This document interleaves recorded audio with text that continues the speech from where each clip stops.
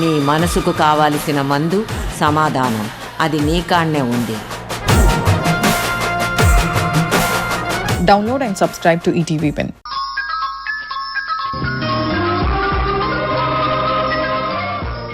ఇకపై మన పిల్లలకి ఏ కష్టం రాకుండా చూసుకోవాలి. ఇన్నాళ్ళు నిన్ను అపార్థం చేసుకొని నీకు దూరంగా ఉండడం వల్ల, మన మధ్య జరిగిన గొడవల వల్ల తల్లిదండ్రులుగా మనం వాళ్ళకి ఏమీ చేయలేకపోయాం.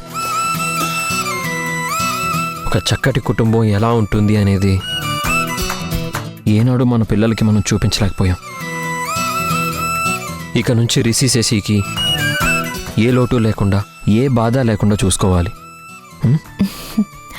దానికోసమే కదా యష్ ఇన్నాళ్ళు నేను పోరాటం చేసింది. నీ పోరాటమే మళ్ళీ మనల్ని ఒకటి చేసింది. ఇక నుంచి నీకు పిల్లలకి తప్ప నా ప్రపంచంలో ఇక దేనికి చోటు ఉండదు సింధు.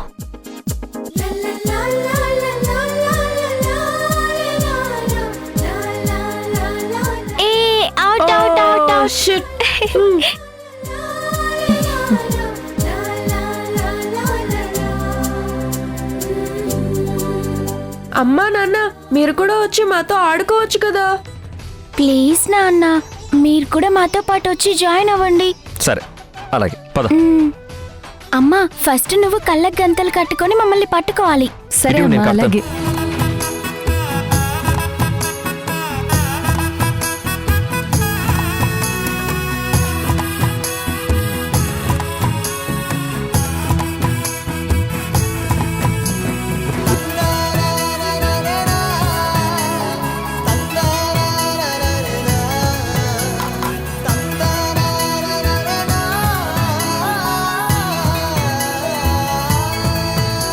వెళ్ళు.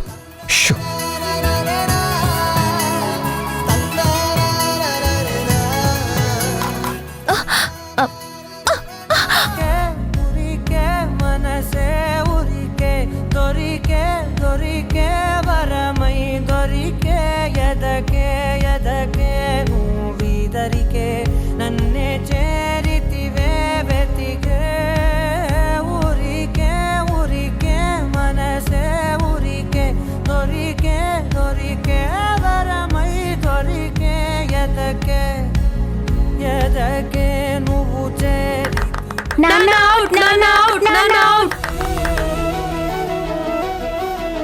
అమ్మా నాన్న కళ్ళకి ఇప్పుడు నువ్వు గంతలు కట్టమ్మా.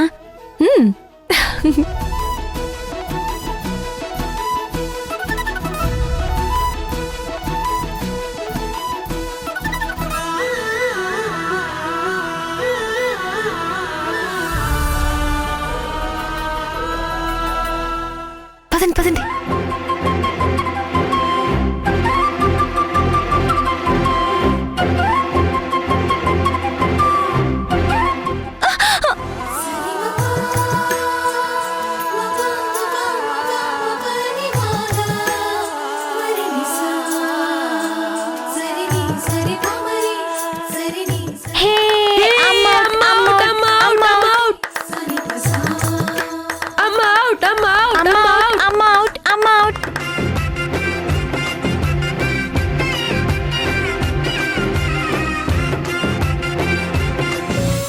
వాళ్ళతో కలిసి సంతోషంగా ఉంటారని చెప్పిన నేను ఇప్పుడు నా పిల్లలకి సింధుకి దూరం అయ్యాను.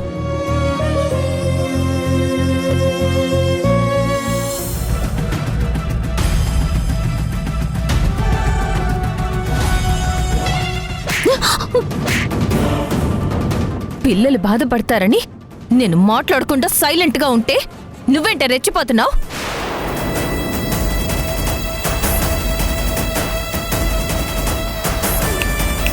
ఎలా అయినా సరే ఎవిడెన్స్లు సంపాదించి నిన్ను నీ వెనకున్న వాళ్ళని జైల్లో పెట్టిస్తాను. మీ చేత చిప్పకూడు తినిపిస్తాను.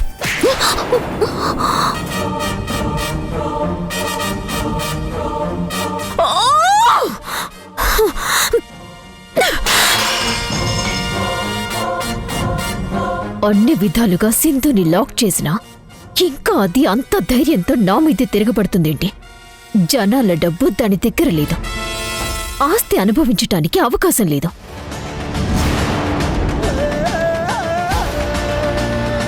దాని మొగుడ జైల్లో ఉన్నాడు. కూతుర్లా చూసుకుంటున్న ఆరాధ్య దాన్ని అసహించుకుంటోంది. టోటల్గా దాని జీవితమే చీకటి చేసి పారేశాను. సింధు ఏం చేసినా మా వలలో నుంచి బయటపడలేదు. అలాంటిది ఇంకా ఏం సాధిస్తానన్న ధైర్యంతో నన్ను కొట్టింది. అది కొట్టిందని నేనిలా ఫీల్ అవడమేంటి? తిరిగి నేను సింధుని 2 పీకకుండా ఇలా నాలో నేనే మదనపడ్డమేంటి? ఛ! మధు క్యారెక్టర్ ఇది కాదు. దెబ్బకి దెబ్బ కొట్టడమే కదా నా నైజం. ఇప్పుడే వెళ్ళి సింధు అంతు తెలుస్తాను.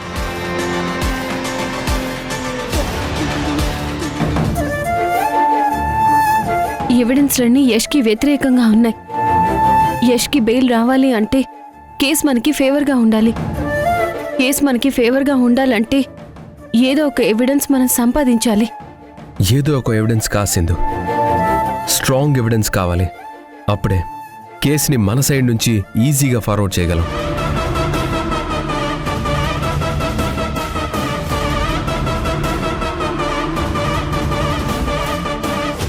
మంచి టైంకి దొరికారిద్దరు. ఇప్పుడు నేను కొట్టే దెబ్బ మామూలుగా ఉండదు. సింధు మనసు ముక్కలైపోతుంది.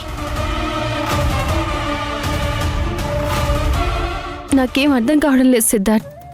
ఎక్కడ మొదలు పెట్టాలి, ఎవిడెన్స్ ఎక్కడ సంపాదించాలి అనేది నాకు అస్సలు తెలియడం లేదు.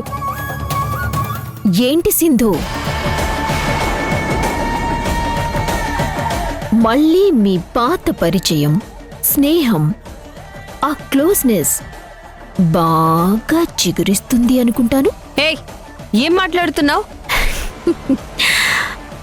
సింధు సింధు అదే గతంలో మీ ఇద్దరి మధ్య జరిగింది ఇప్పుడు జరగబోతుందే మాట్లాడుతున్నాను.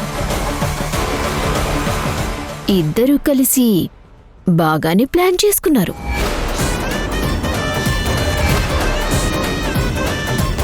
నీ మొగుడు అరెస్ట్ అయి జైల్లో ఉన్నాడు. ఇంక నిన్ను ఆపేవాళ్లే లేరు కదా. అందుకే కదా మళ్ళీ సిద్ధార్థ్కి దగ్గరయ్యి కేస్ వంకతో ఇద్దరూ కలిసిపోయి తెగరెచ్చిపోతున్నారు. అవునులే, ఒకప్పుడు అక్రమ సంబంధం నడిపిన వాళ్ళు కదా, ఎలా ఆగుతారు? హే, ఏం కూసవే?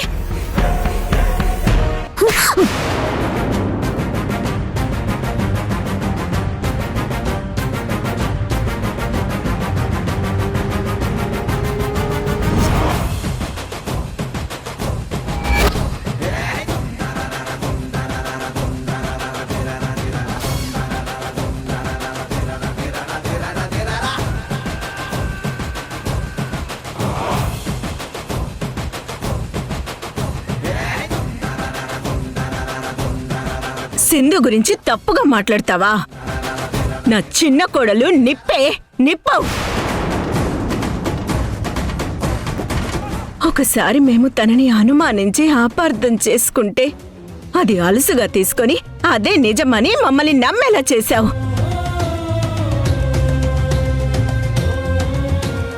నా కోడల్ని నేనే దూరం పెట్టేలా చేశావు. ఇప్పుడు మళ్ళీ అదే నింద సింధు మీద వేస్తున్నావు. అసలు తప్పుడు మనిషివి, పాడు సంబంధాలు పెట్టుకునే మనిషివి నువ్వే. నువ్వు నీ చెండాలం అంతా నాకు తెలియదనుకున్నావే నువ్వు? అమ్మా